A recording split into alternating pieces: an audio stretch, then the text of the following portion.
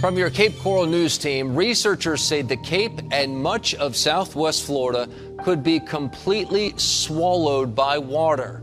This is incredible. Look at this map.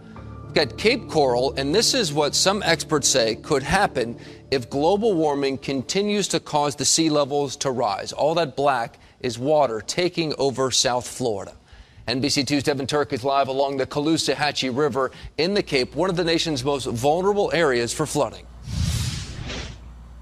Well, FEMA says that 22 of the 25 of the most vulnerable cities in the U.S. for coastal flooding, they're here in Florida. Most are on the East Coast, but number 16 is here in Cape Coral. And now those new projections show that this river could one day flow right through the city.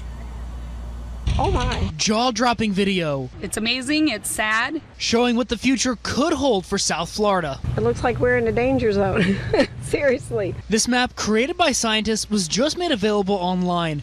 It shows what could happen if global air temperatures increase by 4 degrees Celsius or 7 degrees Fahrenheit. That's shocking. Do they really think that's going to happen? Scientist Jim Beaver says yes, but it's a question of when. When you want access to the water, you cannot really prevent water from having access to you. He says sea levels have been rising by about 3 millimeters a year. As global temperatures continue to rise, in the next 100 years, parts of Lee County could look like this. The coastal areas of Lee County will be shallow water areas. It all depends on how warm the Earth gets.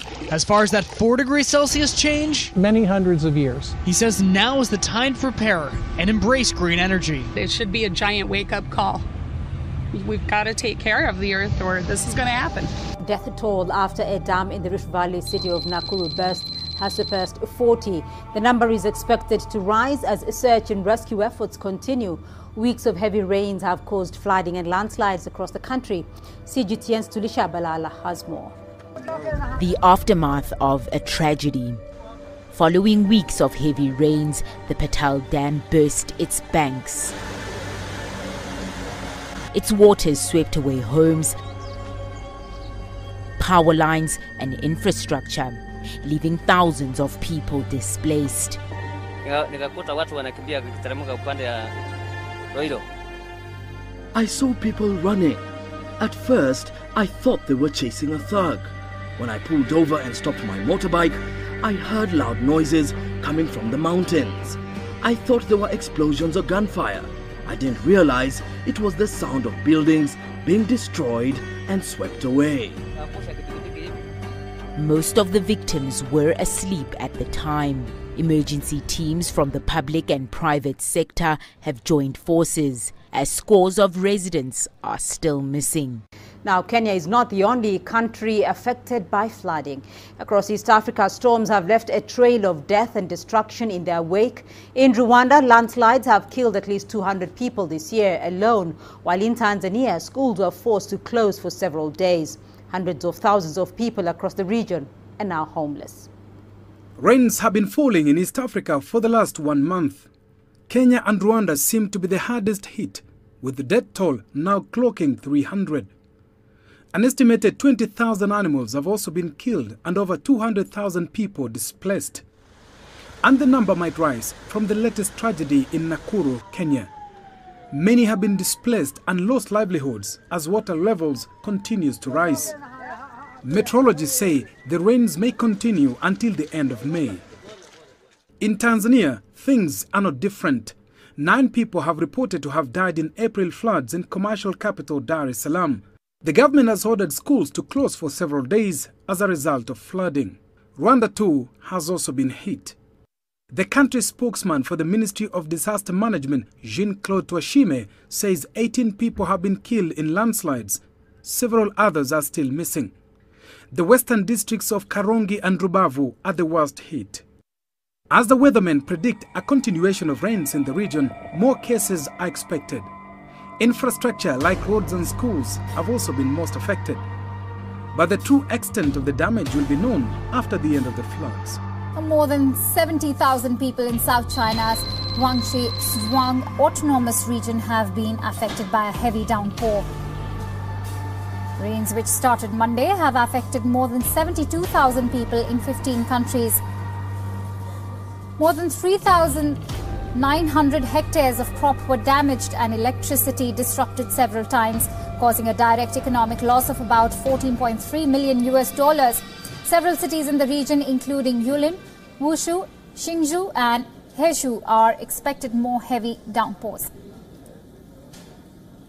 In Yulin, firefighters rescued the stranded residents from heavily flooded areas.